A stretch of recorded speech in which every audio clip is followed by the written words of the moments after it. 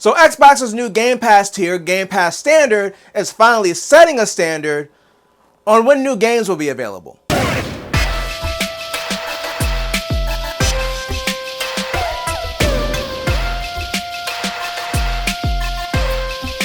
It's Sunday, so let's get sensational. I'm Mike, and I'm back to pass on the gaming news to you. Kinda like Game Pass, but it's different from Xbox Game Pass, which recently saw a price increase. But more importantly, they saw the end of Game Pass for console and the introduction of Game Pass Standard, which no longer gets day one games and is more expensive. And on top of that, the one thing Microsoft hadn't done is say how long after release it'll take for new games to be available on this tier. Well, they finally said something about it. So basically, Microsoft has confirmed that new titles may come to Game Pass Standard, but it can be up to 12 months or more, and it will vary depending on the game. So basically, they're not really committing to a timeline. It could be a month before the new games come to Game Pass Standard. It could be 15, who knows? The way I feel about it is just commit to a time frame so it's standard, no pun intended, across the board. Either way, I think we can definitely say that Game Pass Standard, well, it exists. Just like the upcoming digital Xbox Series X. So I talked about these new consoles when they were first announced, but basically they're doing an all digital 1TB Xbox Series X for $450 and a special edition 2TB for $600. They hadn't given a specific release date for these consoles when they announced them, but now they're officially releasing on October 15th, with pre-orders being available now. Now, I think the only people who would want to pre-order maybe would be the people who are getting the special edition, if anything, just because it's a limited release. Now, when it comes to the pricing, I talked about this when they first announced it, but a $50 cut from the MSRP of the physical disc-based Series X, I guess, it's just not enough. When I've seen the Series X on sale for $400, it just doesn't seem like a great value. I'm sure the digital version will have sales too, but I still don't feel like a $50 difference is enough, considering they don't have an option to add the disc drive like the new digital PS5 does. And before, the previous digital PS5 with no disc drive option was at least $100 off, which kind of made it worth it. I'm sure the digital Xbox Series X will be fine, but I was kind of hoping for more of a price cut, or at least more storage at the same price, like a 2TB version at $500, the same price as the current Series X. But maybe you don't even care about the Xbox or PS5 anyway.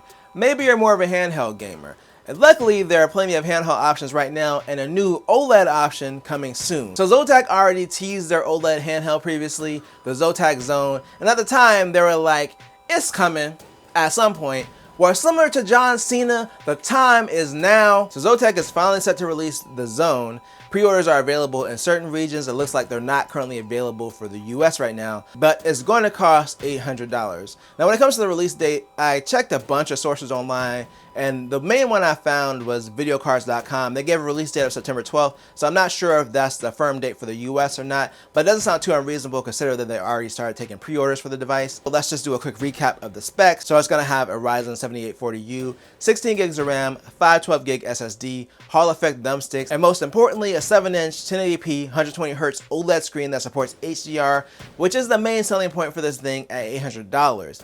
Now that the ROG X has come out, it's still likely going to be more powerful with more storage at the same price, so it's not looking as enticing as it did when it was first announced. So I'm curious to see how this thing does when it releases in September possibly. But you know, it does have a firm release date, the new Indiana Jones game, and that's what we're talking about today.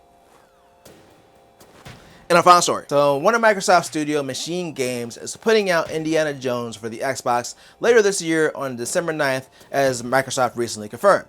Now, that in itself is fine, but that's not why we're talking about this game. So earlier this year, everyone had a freak out because they found out Microsoft was releasing some games on other platforms, one of those platforms being the PS5, of course. Now, Microsoft finally addressed it at the time, and at that time, they announced Sea of Thieves, Hi-Fi Rush by Technical Gameworks, who thankfully got resurrected last week, Pentiment, and Grounded were all going to other platforms. But prior to them officially confirming and announcing this, there were rumors that other games like Starfield and the new Indiana Jones would be coming to PS5, and they were like, nope, neither of those games are coming to PS5.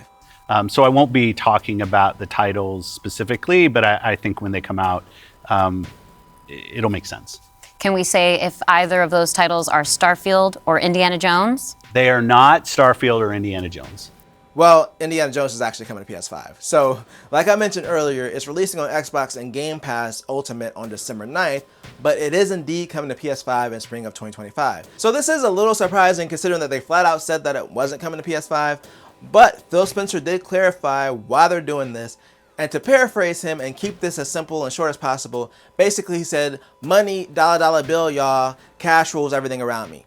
I think that sums it up pretty much. Now, all jokes aside, I don't really think that this matters from an Xbox owner's perspective, because it's still going to be on Game Pass Ultimate on day one, and it's still releasing earlier than the PS5 version, and basically they have to make money back on this game, and the Xbox and PC install base probably isn't large enough for them to make the money back that they want to for this game. I mean, even the PS5 install base isn't large enough at this point to pay for these super expensive games, which is why Sony has been doing cross-platform games. I mean, they're putting Lego Horizon on Switch, so this really isn't that big of a deal. I was just surprised because they flat out said no before, then they changed their mind and they decided to put it on PS5. But let me know what you think down in the comments. Do you think it's better or worse for the console business for first-party titles to go cross-platform?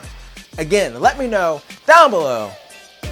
And if you enjoyed this video, then make sure to tell a friend, tell a coworker, like, share, and subscribe, and hit that bell notification button thing to be notified when I drop a video or a live stream.